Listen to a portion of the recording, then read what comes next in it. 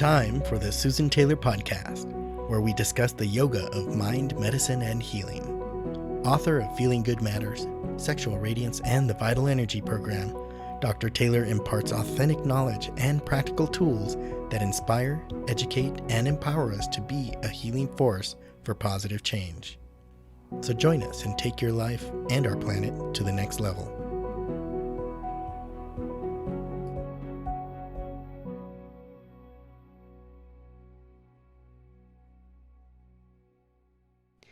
Hello and welcome to episode 84. Want to be a healing force for positive change? A group meditation might just be in store. In today's episode, I would like to discuss why we need purposeful change and how does group meditation benefit this change, and 4 aspects that make a group meditation practice so powerful. Today, more than ever, we need to come together in a collective effort to bring back a positive vibe to ourselves, nature, and all of humanity. The vibrations that we create and how we think, feel, and act actually create our world as to how we know it. And therefore, we have the responsibility to create healthy, positive vibrations, to keep the world healthy and happy. And in this case, what I'm talking about where we are today, we not only have to keep things positive, but we have to actually create the positive change that we want to experience.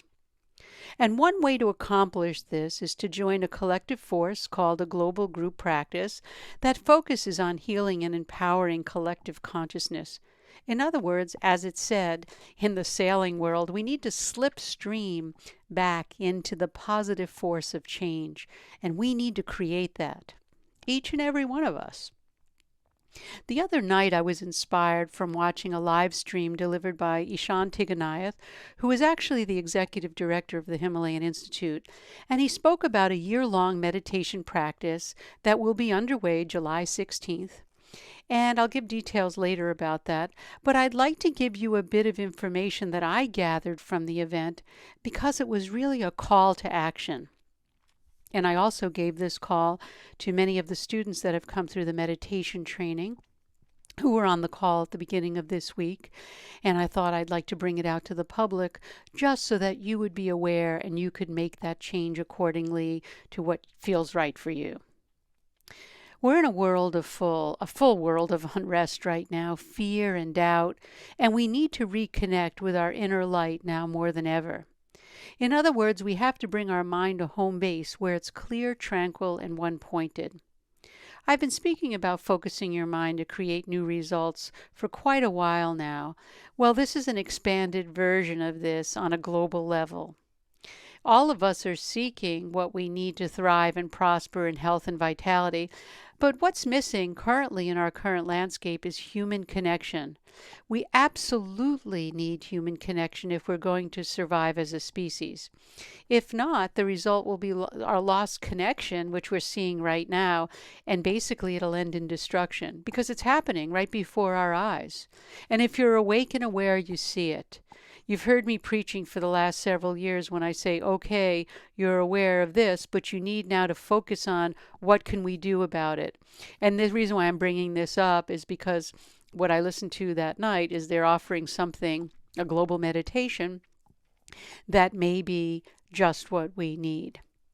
So we need to do something thinking of a big picture, not our individual needs, because one sole person can't overcome the forces that are binding us right now. People say, well, I'm just going to go and, meditate on my own or just do it casually. But really to overcome the forces of what we are experiencing now in this society, in this world, worldly, needs something more than just a few people getting together. We need to come together as a collective consciousness so that we can actually change the disruption that's really occurring in the universe. And to do that, we must come forward and move forward together and create a powerful force that will lift consciousness, literally lift the consciousness above the anger and impoverished thinking that really exists right now. We as humans think we have the power and progress, and in some ways we really do, but we're at crossroads of that power and progress. We desperately need purposeful change, or will fall to the unstructured disintegration. And that's what I had heard, those words actually in that live stream. Will fall to the unstructured disintegration, because what we're doing now is so unstructured.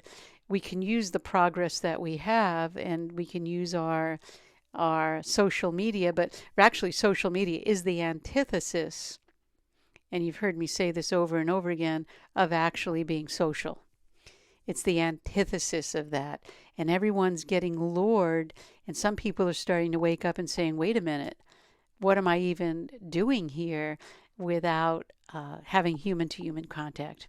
But all of this that we're going to experience or not experience will be, if we go to the unstructured disintegration, it's from lack of connection, because we need to connect to our radiance. And I always use the word radiance. That's my word that I've used with my writings. The radiance is our inner light, our purpose. It's our innate nature of being love, light, and the desire to serve a higher purpose of all. And it sounds grandeur, but let's face it.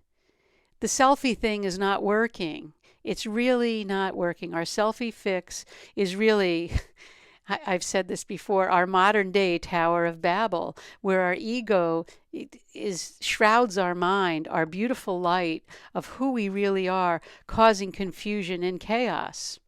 And it's happening now. So let's take our awareness and focus it on something more than our selfie, so that the children and the children to come will have that environment that supports vitality and prosperity.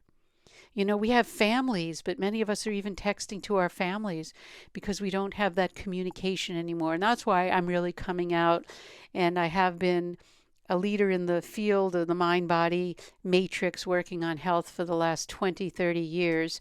And I don't even date myself now at this point, but I've been doing it a long time. And this is something that's really moving me, that I want to contribute, and I want to really make that as part of the work that the Center for Meditation Science and myself are really doing.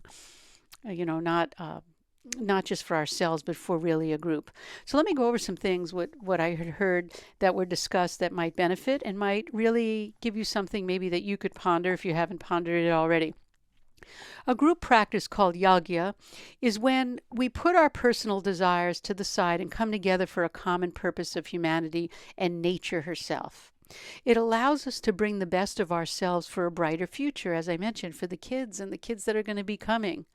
This specific global group practice that's being offered by the Himalayan Institute, that I suggest to all the listeners that are listening to this, just at least investigate. It's been designed with the intent for us to heal and nurture and to connect us to group consciousness. It's not just something that a group of people have decided to do. There's been a lot of effort put into this. There's a lot of practices going on now to support all of this, to keep it going, to raise group consciousness. It will serve to allow us to find the best of ourselves, and that we could share, we could pay it forward and bring it back, bring our humanity back to this positive vibration that we so well need right now. And what makes this group practice create a force of positive change is based on 4 concepts that I had heard in the live stream, and I'd like to outline them. The first is intention. With all the forces present in our life, we can liken it to a tapestry. If you think of a tapestry, there's threads in that tapestry, and each thread holds a place in the entire piece of fabric. And if we see ourselves as a thread within a tapestry, then we can get the idea of how our vibration contributes to the overall fabric. And this is very true. Also remember, someone's exhalation is our inhalation. Our inhalation is from someone's exhalation. We're all part of this fabric. Now, a lot of these words that I'm using are not directly from the live stream that I was talking about. It's just my interpretation and what I have found and what I've used over the years, but it's all very similar. Because we're all connected regardless of anything that we want to say. We are all connected. Every single person in the universe as a whole are connected. So it's important for us to set an intention with the recognition of the common thread that holds the community together. This translates to having inner awareness, recognizing that we're part of a whole and that our presence and vibration will support the entire piece of fabric. So the way we think, feel, and act If something doesn't go our way and we might say something, oh, how could that person have done that and have a negative word or connotation? That's a vibration that goes out. Or, wow, everyone's trying their best. How can I serve? That sends a different vibration. All our thoughts, deeds, and actions send vibrations. So we must have the intention that we're part of that fabric and we want to bring that positive force of change. The next concept is critical mass. When we do this group practice, it's really about a community, a spiritual fellowship. In our modern times, we have that lack of connection, which seems almost paradoxical because we're supposed to be doing social media and we're all connected all over the world, but we're really not connected as human beings. We're not really building or producing anything on a much deeper level. We're on a very surface level, and that's going to crumble. The third concept is an unbroken, which we call akanda japa. Akanda means unbroken. It's an unbroken surrender to the higher reality to nurture our practice. There is a higher reality, no matter how you want to look at it. The world is beyond us. We're going to be here. We're a speck right here where we can contribute, and then we're processed, and the next generation comes through. There really is a higher reality, not our individual practice, which is wonderful to have, but held at the higher reality. This group practice will take our individual practices of what we do, whether we do prayer, contemplation, how do we start our day, how do we end our day, that higher reality, and that will come forward because there are people in place holding this space for us right now and for all of us to prosper and contribute. And it has its deep roots in the practice of meditation, contemplation, all the things that you are doing or are capable of doing. And then the fourth concept is to hold a sacred space.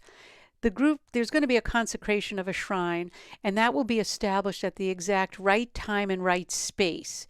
And you've heard me say before in all the teachings, for anything to really happen, we need the skill, precision, and concentration for all things to come together to make it happen.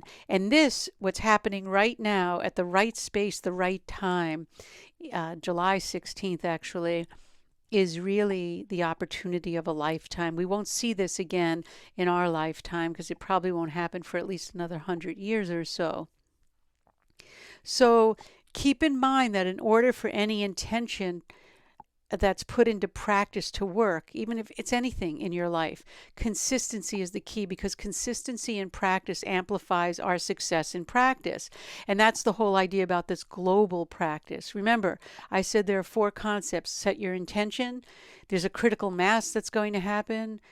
Thousands and thousands of people with an unbroken akanda, I mean unbroken surrender to this higher reality. So we're allowing ourselves to be part of that fabric of higher reality and all occurring in a sacred space, whether you're there physically or whether you're in your own home.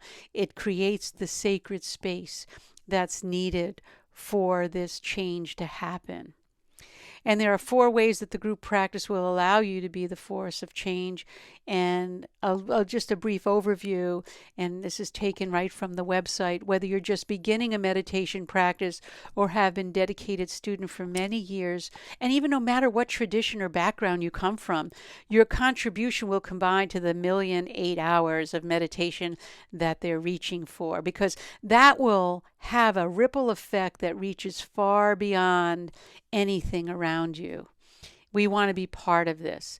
And this is one particular global movement that I would like to suggest to all of our listeners and to your friends of friends that's been initiated by the Himalayan Institute. I haven't been told to sponsor this.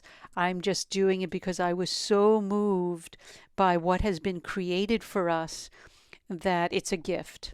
So go to the year-long meditation at the Himalayan Institute.org. Year-long meditation. You can Google it, year-long meditation at Himalayan Institute, or just HimalayanInstitute.org, group long or year-long meditation, and you'll be able to read and make your decision with the 3 ways to participate anywhere in the world. You can connect to part of this global community, and just in case you weren't aware of it, I really wanted to bring your attention and really allow the podcast to serve the greater good on this episode.